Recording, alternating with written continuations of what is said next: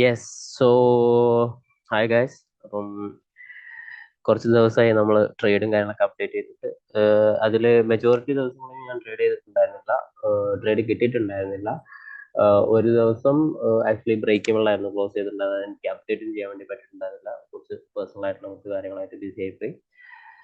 So yeah so ആ രീതിയിലാണ് കാര്യങ്ങളൊക്കെ വന്നിട്ടുള്ളത്. അപ്പം ഇന്നത്തെ ദിവസത്തിനെ പറ്റി പറയുകയാണെങ്കിലും ഇന്നത്തെ ദിവസത്തിൽ എനിക്ക് ഉണ്ടായിരുന്ന വ്യൂ എന്ന് പറയുന്നത് സ്റ്റിൽ ബുള്ളിഷ് ആണ് മാർക്കറ്റിൽ ഉണ്ടായിരുന്ന വ്യൂ. കാരണം നമുക്കറിയുന്ന പോലെ തന്നെ മാർക്കറ്റ് ബ്രേക്ക് ഓഫ് സ്ട്രക്ചേഴ്സ് തന്നുകൊണ്ട് പോയിക്കൊണ്ടിരിക്കുകയാണ് മുകളിലോട്ട്.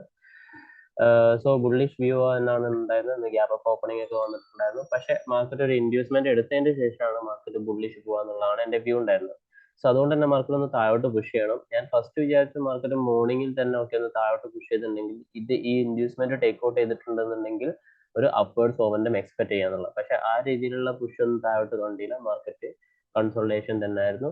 അപ്പൊ ഞാൻ വിചാരിച്ചു ഒരു 11-12 മണി കഴിഞ്ഞാലെങ്കിലും ഒരു എൻട്രി കിട്ടിയിട്ടുണ്ടെങ്കിൽ ഇൻഡ്യൂസ്മെന്റിന് ശേഷം ഒരു അപ്വേർഡ്സ് മൊമെന്റം എടുക്കാം എന്നുള്ള രീതിയിൽ. ഇപ്പം നിഫ്റ്റിയിലെ കേസിലാണ് നിഫ്റ്റി എക്സ്പയർ ആയിരുന്നു. നിഫ്റ്റിന്റെ കേസിലാണെങ്കിലും ആ രീതിയിൽ തന്നെ ഒരു താഴോട്ടുള്ള പുഷ് എന്ന് പറയുന്നത്, സ്ട്രോങ് പുഷ് എന്ന് പറയുന്നതൊന്നും നമുക്ക് കാണാൻ വേണ്ടിയിട്ട് പറ്റിയിട്ടുണ്ടായിരുന്നില്ല.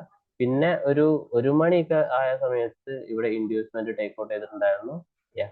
ഒരു മണിയൊക്കെ കഴിഞ്ഞ സമയത്ത്. പക്ഷെ ആ ഒരു സമയത്ത് ഞാൻ പിന്നെ വാച്ച് ചെയ്തിട്ടുണ്ടായിരുന്നില്ല. നിഫ്റ്റിന്റെ കേസിലാണ് ഇൻഡ്യൂസ്മെന്റ് ടേക്ക് ഔട്ട് ചെയ്തത്. നിഫ്റ്റിന്റെ കേസിൽ അപ്പോഴും ഇൻഡ്യൂസ്മെന്റ് ടേക്ക് ഔട്ട് ചെയ്തിട്ടുണ്ടായിരുന്നില്ല. ഇവൻ അവിടുന്ന് ഒരു എൻട്രി എടുത്തിട്ടുണ്ടെങ്കിൽ ചെറുതായിട്ടുള്ള ഒരു കൺട്രോൾ, ചെറിയൊരു പ്രോഫിറ്റ് കാര്യങ്ങളൊക്കെ എന്തെങ്കിലും കിട്ടുമായിരിക്കും. പക്ഷെ ഒരു 3 മണിക്ക് കഴിഞ്ഞതിന് ശേഷം മാർക്കറ്റ് വീണ്ടും താഴോട്ട് പുഷ് ചെയ്തിട്ടുണ്ട്. അപ്പം വലിയ രീതിയിലുള്ള റിട്ടേൺസ് ഒന്നും കിട്ടില്ല എന്നല്ല, ഒരു 1-2% റിട്ടേൺസ് എന്ന് പറയുന്നത് നമുക്ക് അവിടെ കിട്ടുമായിരിക്കും എന്ന് വിചാരിക്കുന്നു. പക്ഷെ അന്ന് എൻട്രി എടുത്തിട്ടുണ്ടായിരുന്നില്ല.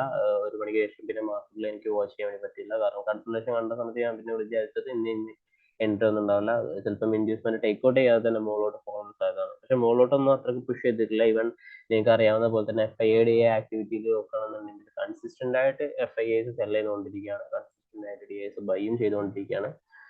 സോ അതാണ് മാർക്കറ്റിനെ ഈ രീതിയിൽ മൂവ് ചെയ്യിക്കുന്നത്. ഇപ്പം ഇനി വരും ദിവസങ്ങളിൽ ഞാൻ എക്സ്പെക്ട് ചെയ്യുന്ന മൂവ്മെന്റ് എന്ന് പറയുന്നത് അപ്വേർഡ്സ് തന്നെയാണ്. മാർക്കറ്റ് ഒരു ഈ ഇൻഡ്യൂസ്മെന്റ് ടേക്ക് ഔട്ട് ചെയ്തതിന് ശേഷം, അല്ലെങ്കിൽ ഒന്ന് ലിക്വിഡിറ്റി ഗ്രാബ് ചെയ്തതിന് ശേഷം മാർക്കറ്റ് അപ്വേർഡ്സ് തന്നെ മൂവ് ചെയ്യും എന്നുള്ള ഒരു എക്സ്പെക്ടേഷൻ തന്നെയാണ് കറന്റ് എനിക്കുള്ളത്.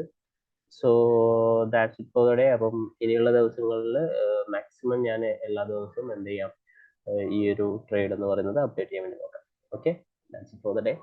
ബൈ.